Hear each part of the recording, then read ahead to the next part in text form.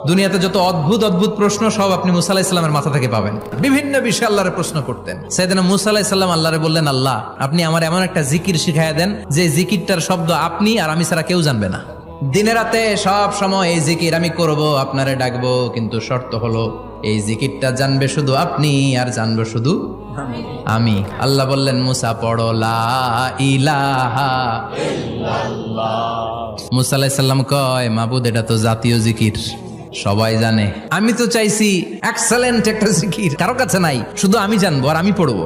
আল্লাহ বললেন, মুসা এই লা ইলাহাকে যদি এক পাল্লায় রেখে দাও, তাম বিশ্ব, সাত আকাশ, সাত জমিনটারে তুলে যদি তুমি আরেক পাল্লায় রেখে দাও, লা রাজাহাত কাফাতু লা ইলাহা ইল্লাল্লাহ, মুহূর্তের মধ্যে লা ইলাহার পাল্লা ভারী হয়ে যাবে।